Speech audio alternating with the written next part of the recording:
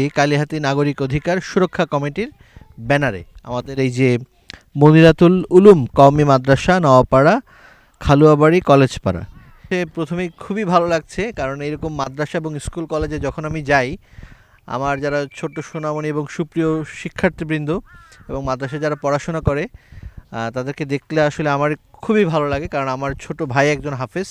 তো ওদেরকে আমি যখন দেখি, ওদের মাঝে আমি আমার ছোট ভাইয়ের রিফ্লেকশনটা পাই। তো এটা আমার জন্য অত্যন্ত আনন্দের একটি বিষয়।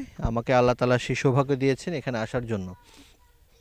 তো আমরা আজকে হয়তোবা এই মাদ্রাসায় অনেক স্টুডেন্ট পড়াশোনা করেন, সকলকেই হয়তোবা কম্বল আমাদের পক্ষে দেওয়া সম্ভব না, নাগরিক অধিকার সুরক্ষা কমিটির পক্ষে দেওয়া সম্ভব না।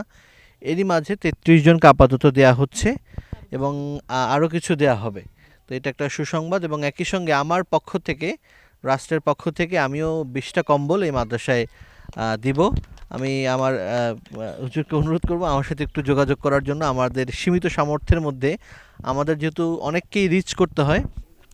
আপনার কাছে উদাত্ত আহ্বান আমার এই কমিটির পক্ষ থেকে, আপনি থাকা অবস্থাতে এই দুঃশাসন দুর্ব্যবস্থাপনার বিরুদ্ধে আপনি জিরো টলারেন্স ঘোষণা করবেন।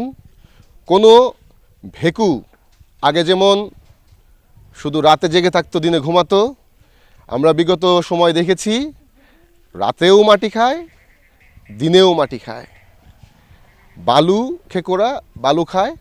আপনার বিভিন্ন কর্মকাণ্ড আমরা প্রত্যক্ষ করি এবং টাঙ্গাইলের অন্যান্য ইউনো মহোদয়ের কর্মকাণ্ড প্রত্যক্ষ করি।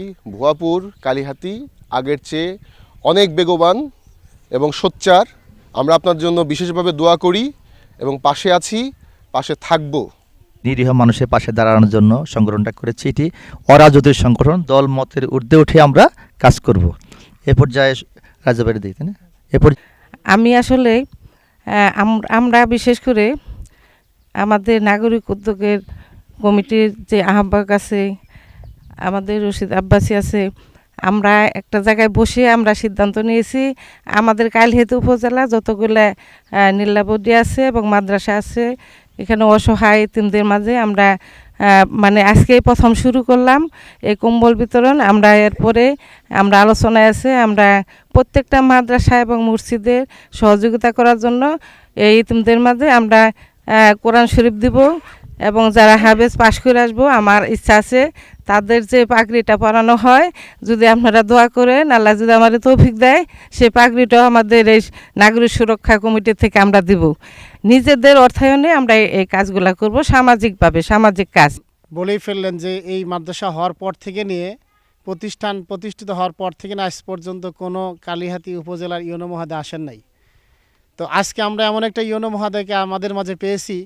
আমরা বিভিন্নভাবে আলোচনা শুনেছি, সাক্ষাতে দেখা করেছি, সব ক্ষেত্রে পেয়েছি তার সর্বোচ্চ সততা ন্যায়ের কাজ।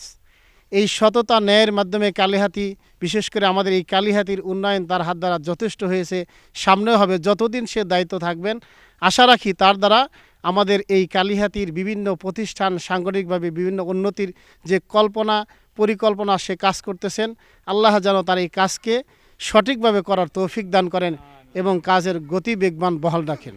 আমরা একটা উদ্যোগ নিয়েছি, যেমন ছাত্র আসলে যে গড়দরজাগুলো আছে সে ঘরের সংকলন হইতেছে না, আমরা বিল্ডিংয়ের একটা উদ্যোগ নিয়েছি এবং অটোমেটিক আমরা একটা মাটি সলডেস করে কীভাবে হবে এটা একটা ম্যাপও করছি।